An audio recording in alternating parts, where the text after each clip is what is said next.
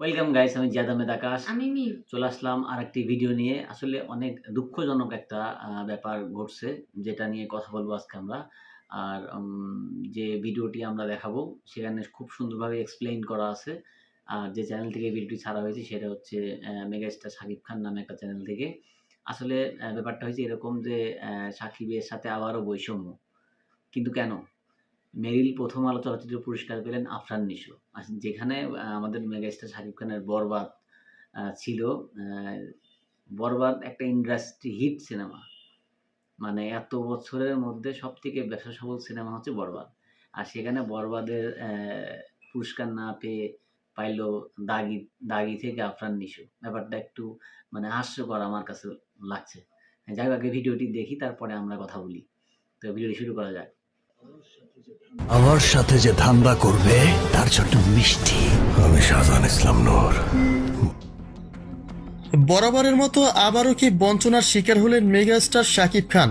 গত শুক্রবারে আয়োজিত ২৭তম মেরিল প্রথম আলো পুরস্কারের মঞ্চে সেরা অভিনেতার খ্যাতি থেকে বঞ্চিত হলেন তিনি। ২০২৫ বর্ষের সেরা অভিনেতার তকমাটি নিজের দখলে নিয়ে নিয়েছেন আফরান নিশো। দাগি সিনেমায় অভিনয়ের জন্য নিশুর হাতে এই পুরস্কার উঠলেও শাকিব ভক্তদের মনে এখন কেবলই একরাশ ক্ষোভ আর আক্ষেপ। ২০২৫ সালে মুক্তি পাওয়া শাকিব খানের বরবাদ সিনেমাটি ছিল শতভাগ ব্যবসা সফল এবং দর্শক নন্দিত। বক্স অফিসে ঝড় তোলা এই সিনেমাটির সাফল্যের পরও কেন সেরা অভিনেতা হিসেবে আফরান নিশোকে বেছে নেওয়া হলো? সামাজিক যোগাযোগ মাধ্যমে প্রশ্ন উঠেছে, পুরস্কারের এই মঞ্চে কি আবারও শাকিবের সঙ্গে কোনো বৈষম্য করা হয়েছে? 100%। বরবাদের মতো সুপারহিট সিনেমা উপহার দেওয়ার পরেও শাকিবের প্রাপ্য সম্মান কি অন্য কারো ঝুলিতে চলে গেল?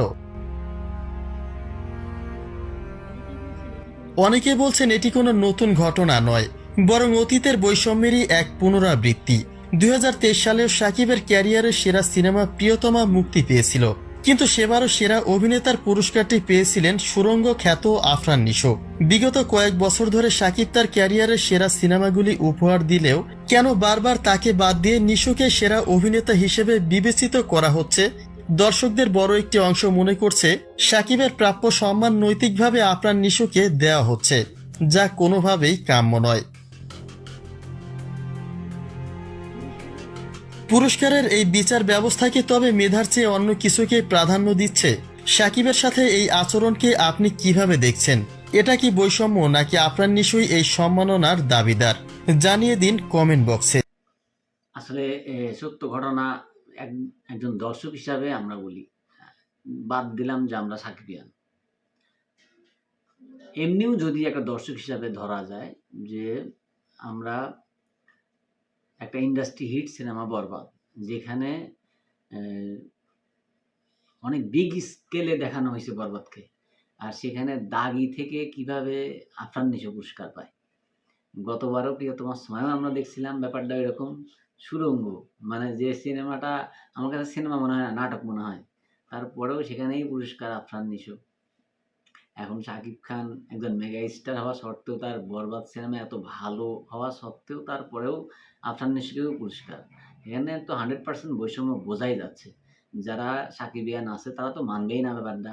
আর যারা সাকিবিয়ান না, তারাও যদি বিচার করে যে এত টাকা ইনকাম করার পরে, একটা এত ভালো একটা ব্যবসা দেওয়ার পরে, যেখানে 'বরবাদ' দেখেনি এমন কোনো মানুষ নাই। আমরা নিজেরাই ৪-৫ বার দেখছি 'বরবাদ'। সেখানে 'দাগি' কিন্তু একবারও দেখিনি। 'দাগি' মানে দেখা শুরু করছিলাম, বাট 'দাগি' এতই স্লো মুভি যে আসলে দেখার মতো অবস্থান নাই। এখন অনেকেই বলবে যে আমরা সিনেমা বুঝি না, এইজন্য দেখি নাই। আসলে সিনেমা বোঝার কিছু নাই। আফরান নিশো অভিনেতা হিসাবে ঠিক আছে। কিন্তু নায়ক হিসাবে কেমনে সে শাকিব খান থাকা অবস্থায় কেমনে পুরস্কার পায়? এটাই তো আমার বুঝে আসে না। আর যদি আপনারা কেউ জানেন অবশ্যই কমেন্টে জানাবেন যে কিভাবে সে পুরস্কারটা পাইল। আর এখানে 100% পলিটিক্স তো থাকেই। আর শাকিব খানের সাথে পলিটিক্স হয়েই আসতেছে যখন থেকে ২ বাংলার সিনেমা করে। 'শিকারি' থেকে শুরু হইছে শাকিবের পিছনে লাগা। হ্যাঁ? শিল্পী সমিতি মানেই কাজ হচ্ছে শাকিব খানের পিছনে লেগে থাকে। এটা আমরা বরাবর দেখে আসতেছি। আর সাকিবের দিক থেকে যদি বলা যায়, কে পুরস্কার পাইলো না পাইলো ওটা সাকিব মানে চিন্তাও করে না। ওর কথা হচ্ছে আমি কাজ করে যাবো, আমি সিনেমা দিয়ে যাবো। নাইলে পরে প্রিন্স প্রিন্সের সময় এতগুলা বাধা সৃষ্টি করা হলো। স্টার সিনেপ্লেক্সে মুক্তি দিচ্ছে না। ৫ দিন নাই রাক্ষস আর অন্যান্য সিনেমা দম ব্যাপক ব্যবসা করলো। তারপরে এ জটিলতা ও জটিলতা নিয়ে তারপরও যাই হোক প্রিন্স সবাই মিলে যেটা টার্গেট করছিল প্রিন্সকে ফ্লপ করার, ফ্লপ করছে ভালো কথা। তারপরেও হিট হইছে। এখন এইবার ঈদে রকস্টার আসতেছে।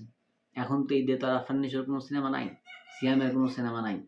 আর রাক্ষস নিয়ে কি বলবো? রাক্ষস নিয়ে এর মধ্যে আমি কোনো ভিডিও বানাই নাই। তবে বলে দেই যে রাক্ষস সিনেমা বরবাদের পার্ট 2, ঠিক আছে? ওই জিল্লুর ওই ডায়লগ আর শাকিব খানের যে একটু ক্যামিও ছিল এটা ছাড়া রাক্ষসের কোনো ভ্যালু নেই। আমার কাছে অন্তত কোনো ভ্যালু নেই। আর যারা রাক্ষস পছন্দ করছে আসলে মারামারি, হাবিজাবি এগুলো পছন্দ করার জন্যই দেখছে। যাই হোক রাক্ষসও ওই দিক দিয়ে ভালো সিনেমা, কিন্তু বরবাদ 2 হলে ভালো হইতো রাক্ষস না দিয়ে। আর যেটা রকস্টার আসতেছে, না কোনো প্রতিদ্বন্দ্বী আছে মালিক আসবে এর সাথে, আরিফিন শুভর। আরিফিন শুভ অনেক ভালো একটা অভিনেতা। আমি বলব যে আফরান নিশোর থেকে আমার কাছে আরিফিন শুভকে অনেক ভালো লাগে। কারণ নায়ক মানে শুধু অভিনয় করবে ব্যাপারটা ঐরকম। নায়ক মানে একটা হিরোইজম থাকতে হবে। সে নাচতে ভালো, অ্যাকশনে ভালো, সবকিছু মিলে কমপ্লিট প্যাকেজ হইতে হবে। এটা কেমন মানে আফরান নিশোকে নাটকের হিসাবে আমার কাছে ভাল লাগে। বাট সিনেমা অতটা ভাল লাগে না। যাই হোক একেকজনের মতামত একেক রকম থাকতে পারে। আমরা ভিডিও বানাচ্ছি। আমাদের যেটা আ আমাদের মতামত আমরা প্রকাশ করলাম।